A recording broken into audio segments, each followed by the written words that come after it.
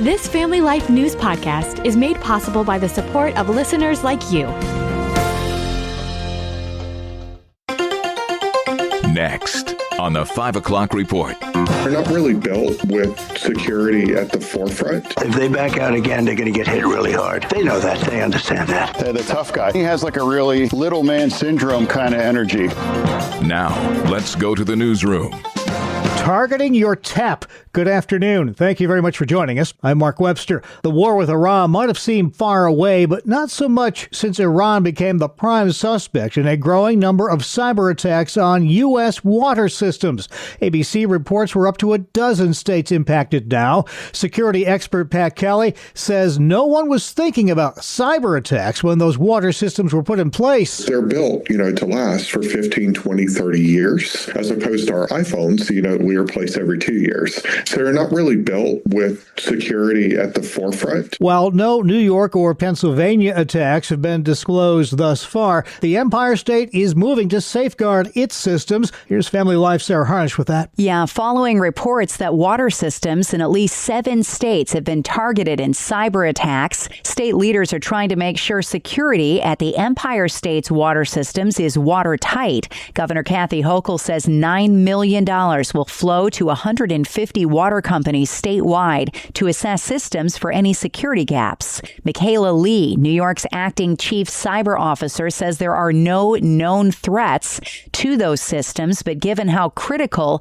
the water systems are, the state wants to make sure they're secure. There's no set date for when the companies will receive the funds, but Lee expects funding to move quickly. Sarah Harnish, Family Life News. Thank you, Sarah. As for the war with Iran and talks aimed at ending it, President Trump says he's still confident a deal to reopen the Strait of Hormuz is close at hand. If they back out again, they're going to get hit really hard.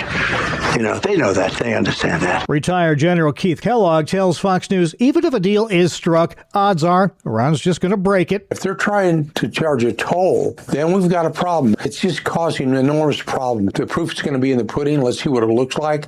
It's going to get to the second deal, which is the nuclear deal. I don't buy it. I never have, and I don't think ever will, who they are as a theocratic government. Trump's in Las Vegas today for a speech following a brief fundraising stop in L.A. yesterday. His California stop came after authorities arrested a 38-year-old man accused of monitoring security and planning activities ahead of the president's arrival near Trump National Golf Club in Rancho Palos Verdes. They're accusing him of visiting this Trump National Golf Course there in Southern California 2 times in the days leading up to President Trump's fundraising event there.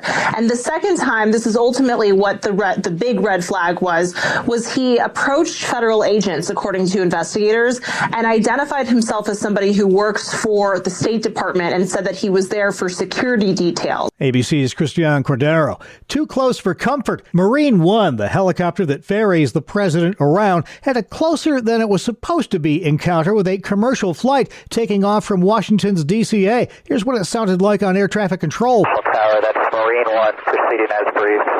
Marine One Tower, altimeter 3007. Okay, no 3 minutes. Roger, proceed as briefed. 3007, Marine One. You got traffic rotating off runway 1, E170. Marine One, visual traffic. Marine One, roger. The issue was how far apart the 2 aircraft were. They're not calling it a near miss, but they were apparently closer than the rules say they should have been. The NTSB is looking into it. Trump says yesterday's narrow win by far-left Democratic U.S. Senate candidate Abdul El-Sayed will actually wind up being good for Republicans come November.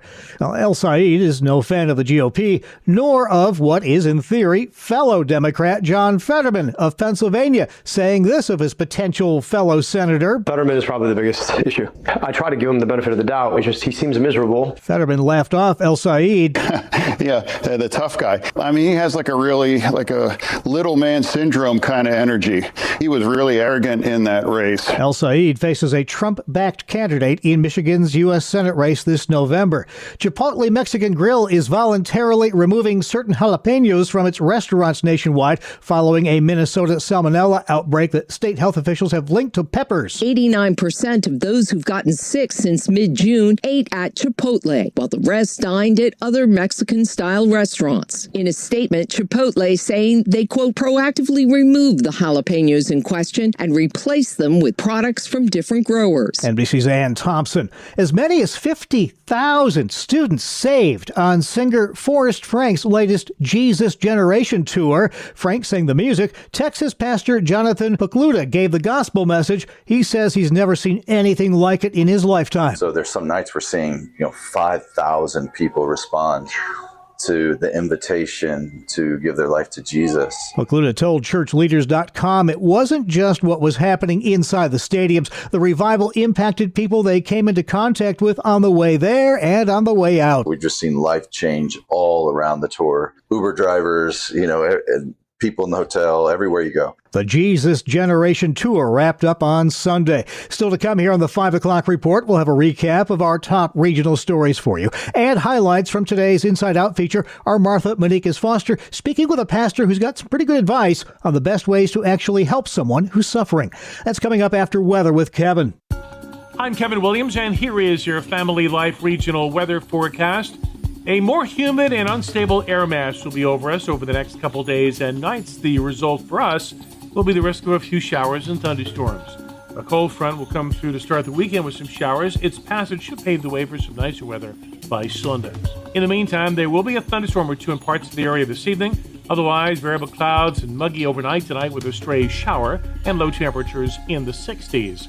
Tomorrow and Friday, variably cloudy, humid and warm. A few scattered showers, and there'll be the risk of a thunderstorm as well. The high temperature both days will range in the 80s. Thanks, Kevin. Now checking the stories making news where you live across New York and Pennsylvania. The controversial Medical Aid in Dying Act took effect today in New York State. It allows New Yorkers diagnosed with terminal illnesses and believed to have under 6 months to live to request medication to end their lives. A team of doctors must sign off on a recorded oral request by the patient, who also must undergo a mental health evaluation. Advocates say the move is about compassion and ending suffering. Opponents say it's immoral.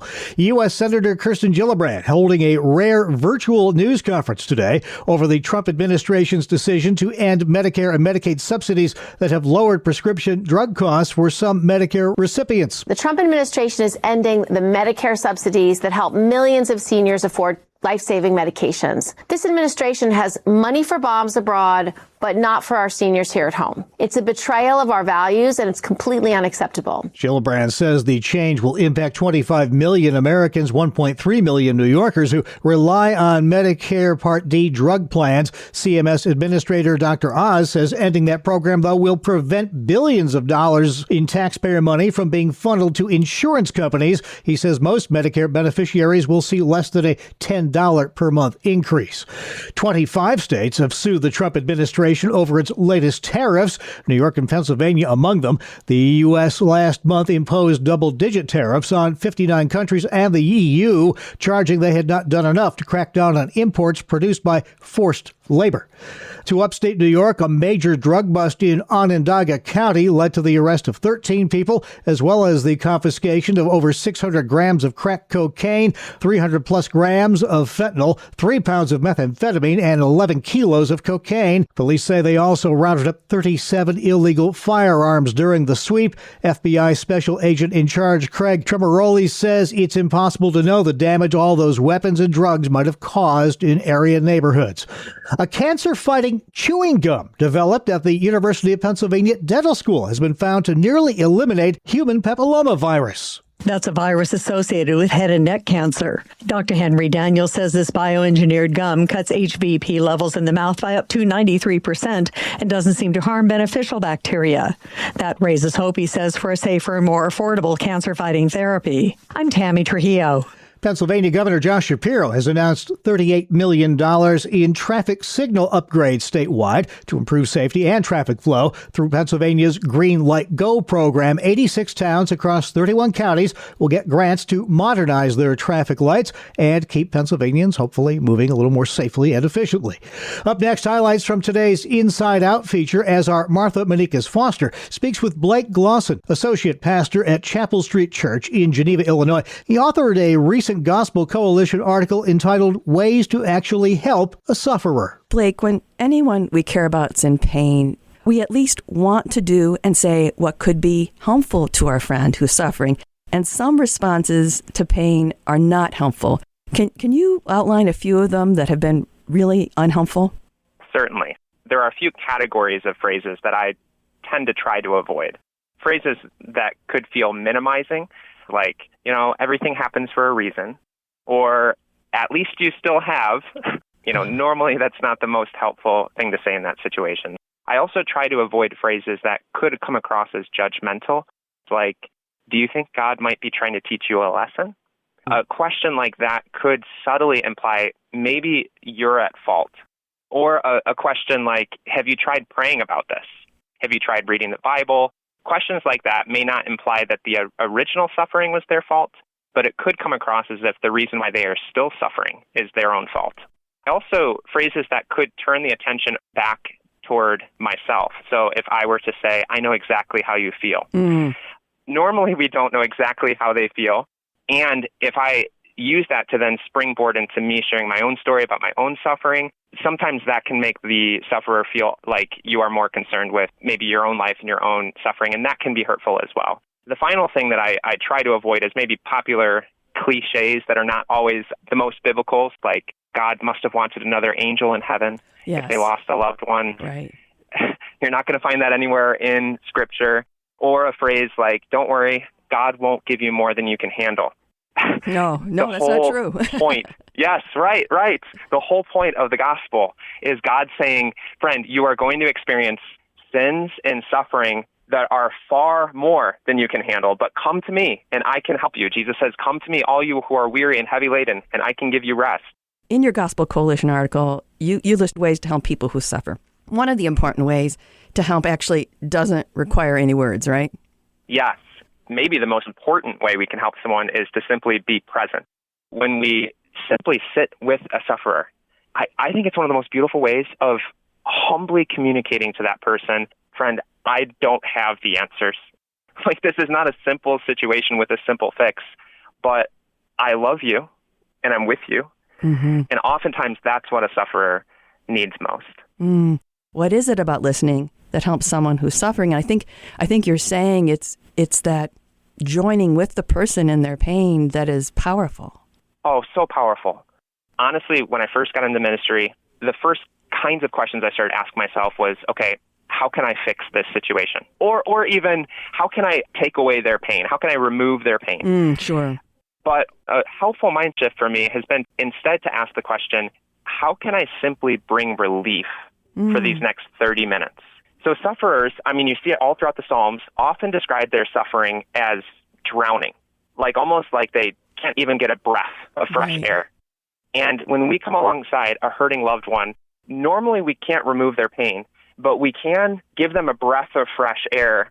And one of the best ways to do that is through listening well and listening with the intent not to reply, not to give advice, but to simply understand.